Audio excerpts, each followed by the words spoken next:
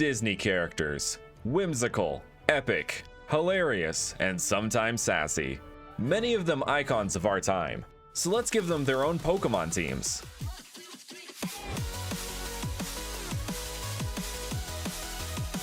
Hey everyone, Brandon here. So my daughter has been obsessed with Disney movies lately and has been watching a lot of them. So therefore, I have also been watching a lot of Disney movies. That's parenthood for ya. Anyway, all this Disney exposure lately has gotten me thinking, what kinds of Pokemon would these characters have on their teams? So today, we're gonna take a look at what I think they would have. Emphasis on I think, because these are my opinions, so make sure to take it with a grain of salt. To keep things a bit more clean, I will be giving them a team of 4, except in special cases, which I'll explain later. And these won't be type-themed gym leader teams like I do with Karn in our Digimon Pokemon crossover series. They will simply be teams these characters might have if they were in the Pokemon universe. Before we begin, let's talk about today's sponsor. Thanks so much to Disney Emoji Blitz for sponsoring today's video. You can download Disney Emoji Blitz for free using my link in the description. And if we can get 500 downloads using my link, I will be doing a giveaway of Pokemon Legends Arceus. Disney Emoji Blitz is not like other Match 3 games out there, because you get to play with these adorable Disney emojis, and there are dozens of emojis to collect. Each emoji has their own unique power-up that can really change how you strategize to get the most points scored.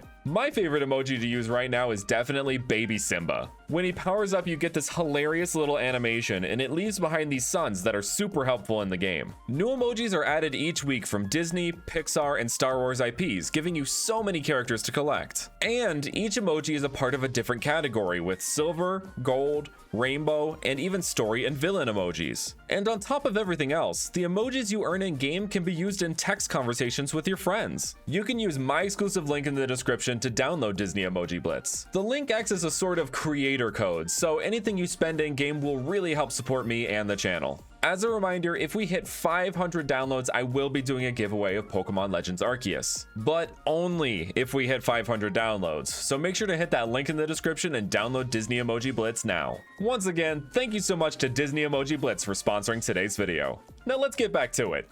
So why don't we start with the main mouse himself, Mickey. I debated on whether to add Mickey to this video or not, given that he is an animal and in and of itself kind of like a Pokemon, but he is super anthropomorphized, and if Mewtwo can have Pokemon, I think Mickey can have Pokemon too. Anyway, starting off Mickey's team, we have Scorbunny. Scorbunny is a jovial, bouncy rabbit, much like Oswald the Lucky Rabbit, who was the precursor and inspiration for Mickey. Next, he would have Boltund.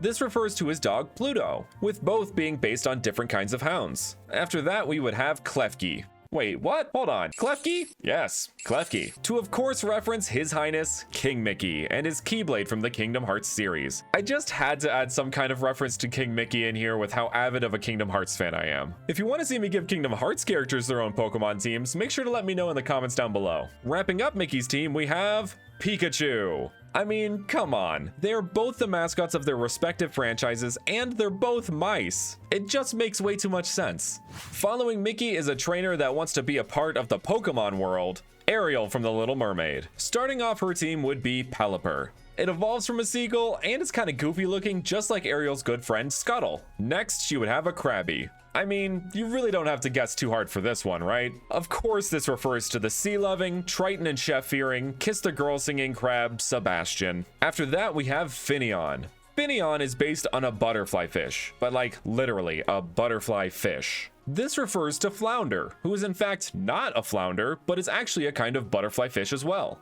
Last on Ariel's team would be Primarina. It's a mermaid Pokemon. What do you expect me to say? An honorable mention for this team would be Empoleon, to reference her father Triton, who is the son of Poseidon, which Empoleon refers to with its trident face. I know I said these teams wouldn't be type themed, but Ariel's whole shtick is about the water, so... Next is a trainer who will find his way and can go the distance through Victory Road. Hercules. To be real, Hercules is one of my favorite movies growing up. It inspired my love for mythology, and I even had those little themed plates that I would eat every meal off of. Anyway, Hercules' team would start off with Go-Goat, which is a reference to the wisecracking, hero training, Danny DeVito voice satyr, Philoctetes, aka Phil. The sort of hedges on Go-Goat's back remind me of how we first meet Phil in the movie, when he's peeping through a hedge at those water nymphs. Next on Herc's team would be Rapidash. This refers to Hercules' lifelong pal, Pegasus. with Rapidash being the closest thing we have to a Pegasus Pokemon. Next on Hercules' team would be Girder. Look at Girder, holding up that steel beam so heroically. Kind of reminds me of all the times that Hercules would lift things over his head in heroic feats of strength. Conkeldurr also could work here and could even reference that early scene where Hercules tries to lift up that stone column but wrecks everything instead. But Conkeldurr just looks a little too old, and Girder's pose lends itself more to Hercules. The final spot goes to Hydreigon, a Hydra Pokemon. I wonder what that might be referring to. Oh yeah, like one of the most iconic scenes in the film. Also, Hydreigon's three-headedness could refer to Cerberus as well, who Hercules tames later in the movie. Houndoom could also work in this spot for that same reason, so I guess we could make that an honorable mention. After Hercules, we have a trainer who's part of the family Madrigal, Mirabelle. I think her having no powers, yet being surrounded by superpowered creatures is kind of poetic in a way. Starting off Mirabelle's team, we would have Meowth. This acts as an inverse to Antonio, who is a human who can talk to animals, where Meowth is an animal that can talk to humans. Well, one particular Meowth, but you get my point. Next, we would have Machoke. This refers to Mirabelle's sister, Louisa. Machoke do have a 25% chance of being female, so yes, this is a girl Machoke. Next is Absol, a Pokemon that only appears before disaster. Who does that remind me of?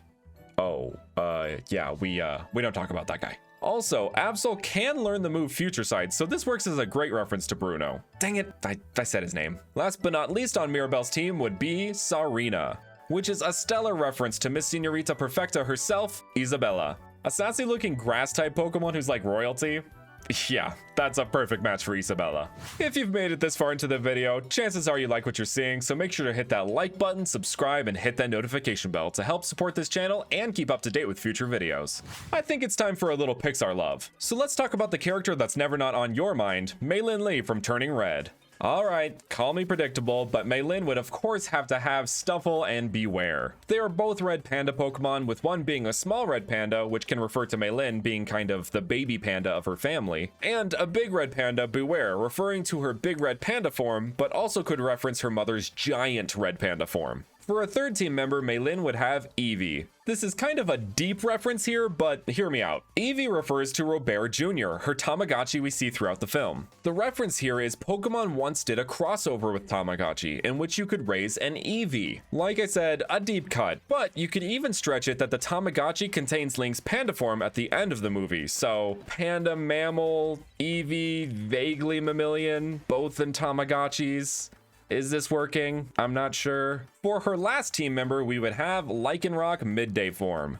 This refers to how Meilin is called a werewolf, with her powers kind of acting like that of a werewolf, but not exactly. Lycanroc's coloration also matches up well, and its beaming red eyes also match up well with Meilin when she's angry, and even those terrifying red eyes of Ling's panda form peering through the dome of the concert. Next, let's talk about the son of man himself, Tarzan. Seriously though, the Tarzan soundtrack is full of absolute bangers. Anyway, Tarzan's team would start off with Liepard, a clear match to his enemy, the leopard Sabor. Next would be Kaparaja, which works as a reference to his lifelong pal, Tantor. While Kaparaja is an Indian elephant and not an African elephant, there aren't really any African elephant-based Pokemon to work with, so Kaparaja works well in its stead. Next, we would have Lilligant, which bears a great resemblance to Tarzan's love interest, Jane. Hisuian Lilligant even works as a great reference to Jane's more wild attire. Last up, Tarzan would have a Rillaboom. Shocker, the man raised by gorillas has a gorilla Pokemon on his team. Who would have thought?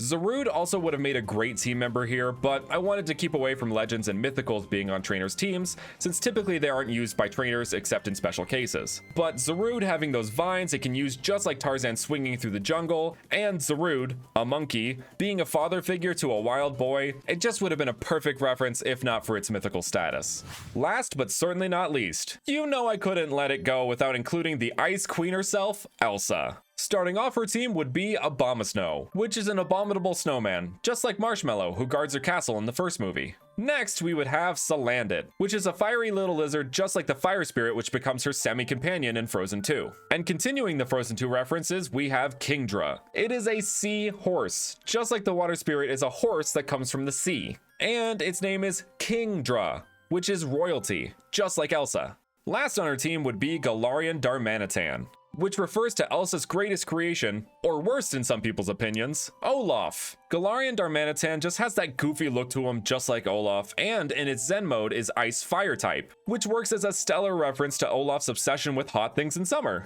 And those are my picks for the Disney characters teams. Make sure to let me know what you think and if you would like to see me give more Disney characters their own Pokemon teams. If you enjoyed the video, make sure to hit that like button, subscribe, and hit that notification bell. Thank you guys so much for watching, and with that, I will see you guys next time.